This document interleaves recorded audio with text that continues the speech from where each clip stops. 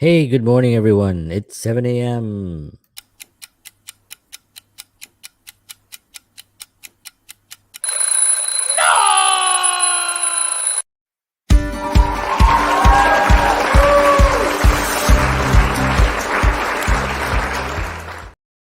Doo-doo-doo-doo-doo-doo. Hey, good morning, everyone. Hello, hello. John Henry Soto here. Today is March 10th, 2021. It's 7 a.m. Beautiful day we had yesterday. What do you think of that? Wow, we were really needing that here on the East Coast. I'm in the New Jersey area, and we really needed that. I went out for a little bit, took a walk with my son, and I believe my wife later on went out for a walk with my son. My daughter did not want to go out. She's busy playing her games, but it's all good. But it was a gorgeous, gorgeous day, so we very grateful for that, and hopefully we're having a lot more coming up. Um, so I wanted to talk a little bit about relationships and how you handle being in one, and how I handle it. Not always great, but there are certain tools that I apply consistently that really allow me to be a better person, better husband, better father, friend, better sibling, and all these things come with you can interchange certain things. They're not all the same. The way I do things is not the way you're gonna do anything. The way you live your life is not the way I'm gonna live. That's the whole thing about what I love the most about this. What I study is that it's not trying to make you into anything. It's trying, it's you find yourself. You are who you are. So it's not you don't conform to anything, right? um, and that is a really important part because if I'm sitting here giving you key words of how to be a good husband, make sure you communicate, be responsible, um, be a good provider, be a good listener, make sure you're there for her when she needs you.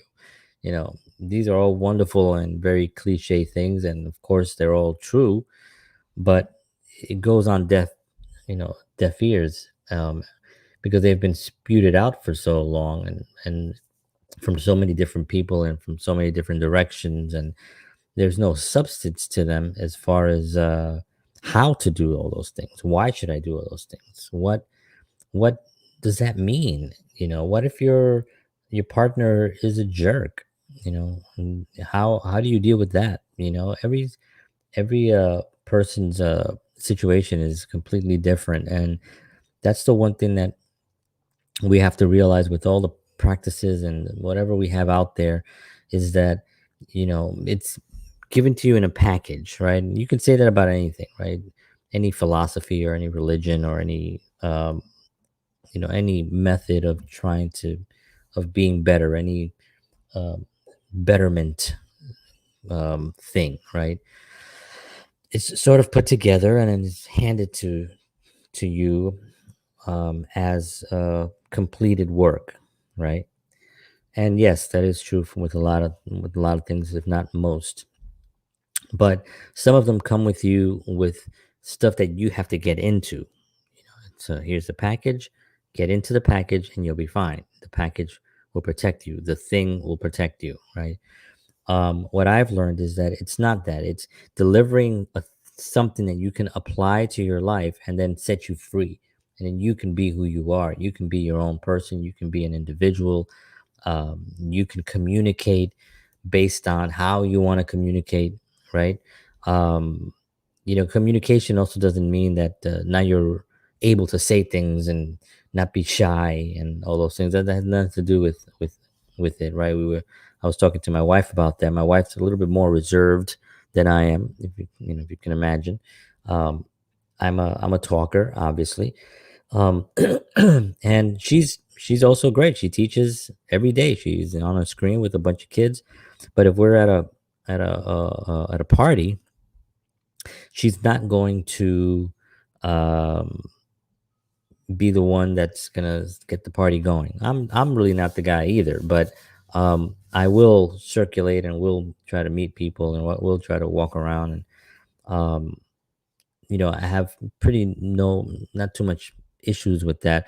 That's just my personality. Um, but that doesn't mean that we don't communicate. That's a completely different thing. So I wanted to just go over a few things. If obviously I'm always using this book because it has all these wonderful tools in it. So this is again the way to happiness. Again, anybody can get a free copy of this if you're interested.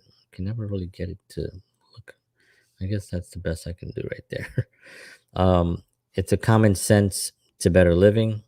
It's a guide, actually, a common sense guide to better living. Um, and it has 21 precepts that you can apply to your life. You can get a free copy just by emailing me at johnhenrysoto@protonmail.com. I'll flash it on the screen.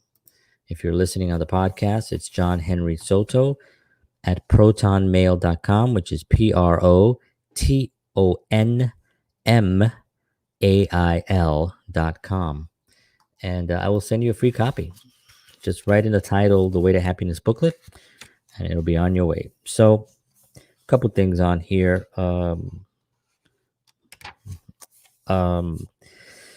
So, be faithful to your partner, to your sexual partner, it says here, right? And I'm not going to read the whole thing, but there was a section here that I wanted to communicate to all of y'all's. Um, so for a very brief period, it was said that sexual diseases were all under control. Now, this is one main reason that being promiscuous is dangerous in these times, right? And actually, probably in a lot of in the olden days too. If you look at some civilizations that were very promiscuous in history, really destroyed themselves because of it as well. This is now the case. So he's talking about being faithful to your partner, right? To start off, um, and to respect your partner, right? Communication, take care of yourself. Um, and this section is called "Don't Be Promiscuous," which I thought applied a little bit more, but I guess it really doesn't. I mean, it applies obviously, but it's not. There's nothing. So it basically says sex is a big step on the way to happiness and joy. There's nothing wrong with it if it is followed with faithfulness and decency. So that's one section of it, and the other section is really what we talked about earlier when we mentioned communication. Um, there's a section here called "Seek to Live with the Truth." And that to me is actually a really important part of the booklet as well. And be competent. It's another one. This is a wonderful section actually on relationships basically, and being able to have a decent relationship that can grow. So the main uh, point that I'm trying to make is that there are a lot of different ways for you to address a relationship and see what the relationship is. Now people will say, well, it's easier said than done. You have kids, you've been married a long time, you have financial responsibilities. You can't really financially survive on your own. That's a big one. People stay with somebody because of financial reasons. They can't just branch out on their own. They're stuck because somebody makes more money, or they feel they're not capable of going out and making money. And you have to have the confidence to know that you can survive on your own. And getting to that point is really difficult because you want to be with this person, but you also have to have the mindset of saying, if I was alone, financially I'd be fine. I'd be sad because I would want to have somebody with me, or I love this person. But if the relationship is just not working and it's a constant struggle to try to keep things afloat, well then the next option is to move out. If you can't move out because of financial reasons, then you have to figure that part out. And that's where a lot of people get trapped. They get trapped in the idea that, well, there's no way that I'm going to be able to make it on their own, or there's no way that they're going to be able to make it on their own. Maybe I want to stay with them because I feel if I leave, that person's going to sink. They can't survive without me. You know, um, there might be that kind of a of concept, or it might be just a delusion, right? Might not even really exist. But the key element really to a relationship is when you're together, do you feel valued? Do you feel like you're being respected? Do you feel like you're being part of the dynamic that is the relationship, right? That partnership that you created with someone. Do you feel just as worthy as they are? Are you both worthy of being in this relationship? When they enter a room, do you feel happy, or do you feel like, oh God, I have to talk to this person? I mean, if that's the situation, it's a serious situation. Because remember, you're talking about a lifetime, and it's a big chunk of life that we give. I've been married now. This month it'll be 18 years that we've been married, and a lot of rocky roads in those 18 years. I think the last few years it's been really fantastic. It's gone very smoothly. Not I shouldn't say smoothly, but it's a marriage that is going well. But still have my trips. I still have things that I'm learning. So does she, and we decided to do this show on Sunday nights now that we have called, Your Wholesome Journey, um, basically based around her artwork. But at the same time, it's also about relationships and trying to stay together. And how do you do that? And what are the challenges that we go through? And maybe, be able to do that. Hey, how are you? Hi, Rocky. Oh yeah. Oh, okay. Yeah, I think there was a. Hey, don't call me Rocky, man. My name is John Henry Soto. All right. All right. Pamela. Everybody says Adrian, but I like to actually keep it legitimate and call my wife Adrian. What's it? Adrian. Yeah. Anyway, um, hey, you know what? I don't mind being Rocky. I love Rocky movies, by the way. Such great. I've watched every Rocky movie, especially those first two. I've watched them thousands of times, and it's such a great, wonderful, inspiring story. So, and that is definitely a story about love right there. And actually, it does relate a little bit to what we were just talking about, because you think about Rocky and Adrian. They had a relationship where she was the quiet one, and a lot like, I guess, like Pamela and I, where she's a little bit, she's more reserved in her and how she communicates. And Rocky was really more out there, and he's more, he's the fighter, and um, just more vocal. And they made it work because he was able to respect her and respect her wishes, and she was able to get tough with him when she needed to get tough with him, and they were able to have a really good communication bond between them, and they were also really willing to see their faults. She knew he wanted to fight, in the later fights, and she knew that and she didn't want him to fight, but at some point she realized that this is what makes him happy. This is what makes him a person. This is what makes his life meaningful, and she went out there and she told him, and she said, "You get out there, and do it. You can do it. You can do it." And then, of course, the songs are dun dun dun dun dun dun dun dun, dun, dun, and you get goosebumps, right? It's like,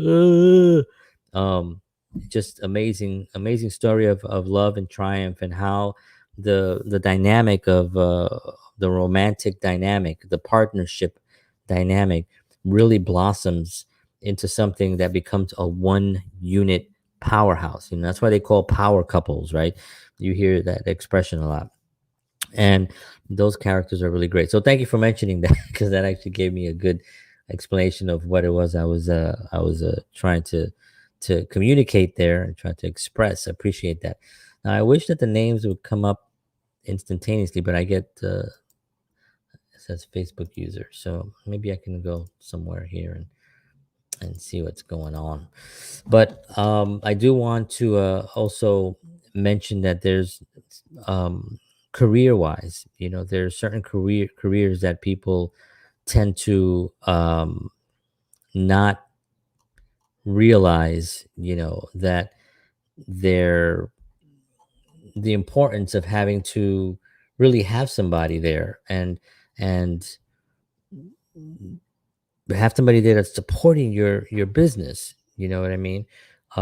That's supporting your goals, that's supporting your, that's a big part of relationships.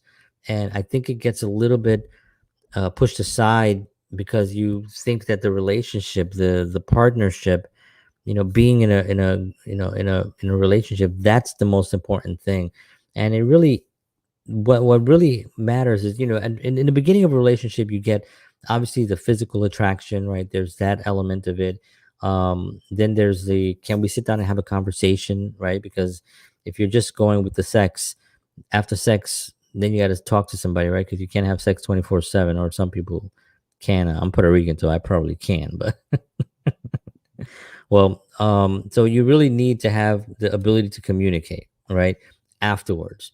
And if you don't, then you're missing out on the best part of a relationship, which is really the part that you're creating something, the creation part, right?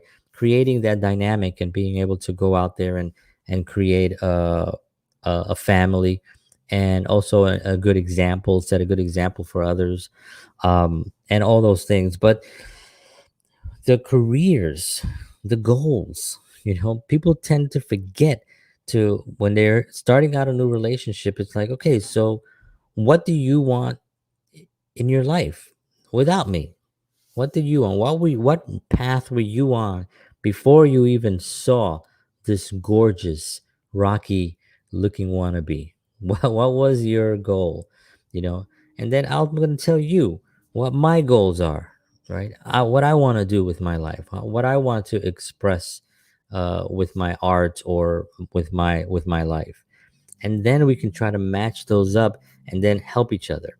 And in the beginning of my marriage, that did not happen. It didn't happen for a long time. And the the word, I won't even say the word, but it starts with a D, and it happens to about 51% of everyone in marriages, right? I mean, I'll say it is divorce, right? Obviously. But yeah, divorce was not that far off our mind, or at least mine. And I think my wife also was a little frustrated.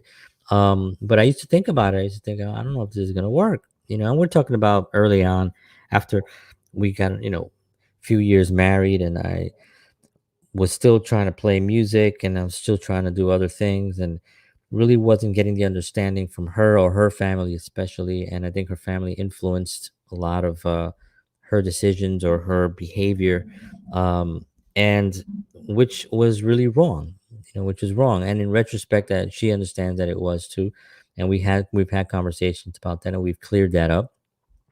But we realized that we were both wrong. I was not really giving her what she wanted, and in going in that direction, and she wasn't doing it in my direction. So it just created a really, really dark few years early on, where we were really struggling to try to do something, um, to try to keep it together. We were trying to have a child at the time, and we weren't able to. Um, Pamela was having some issues, which I've spoken about publicly. We did get a natural help down in Florida to help her with her. She had a condition, a blockage, and a year later, our daughter, we were expecting. So that actually really brought us closer together. But even during those years, things were really tough, because people think that when you have a child, it's going to bring you together and it's going to be all fine. It's not. Trust me, it is not. That child is a wonderful thing, but what you're doing is you're adding an extra pressure onto something that really wasn't on the same page to begin with. So we struggled because we weren't on the same page on a few things. Now we added a child that we both want to be responsible for, and we both love. And then on top of that, there's still the same issues going on that just got bigger and bigger. And we had a lot of issues. It wasn't really until we got married in 2003. So in 2013, 10 years later, was when really things started. I started actually realizing what I was doing, who I was, what I should be doing, and what I shouldn't compromise on. And then I needed to also switch that and be like, okay, what does she want? What does she want to do? She shouldn't compromise either.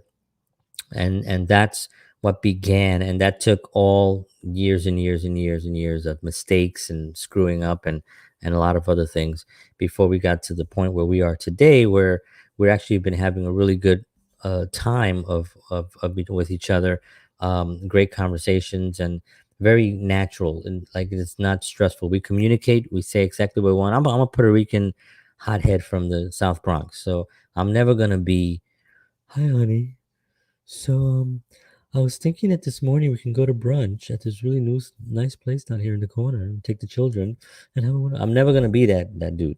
I'm just not. I'm a little bit crabby sometimes, and she wants me to, let's go outside. And I was like, I don't want to go outside. I want to go sit down and play guitar, or I got other things to do. I got to answer my emails or something. But we're able to have these conversations now without it becoming a huge giant issue, right? So it just makes it easier for her to bring something to me and talk to me about it, and for me to actually just be open with her and say, like, I don't really want to do that. I think that that's not a good thing to be. um so it says here, you also need to organize your time together just like any other activity, be it social, business, health. Absolutely right. That's 100% on point. That is exactly the which is difficult, right? Because you start thinking about man, can I get who? Can you tell me your name? I think I know who you are, but I'm not 100% sure, and it's just giving me a Facebook user. I'm sorry, I apologize. I don't know what's happening with that, but I want to give you some love on your comments and your being here today. Um, so just wanted to and say, talk a little bit about that comment. Yeah, organizing your time. You do have to organize your time. People think that, see, a marriage, a relationship has to be created. You just don't put it there and it just does its own thing. You have to continually keep creating on it and keep building on it and keep be invested in it. It's not like, okay, I got a girlfriend now.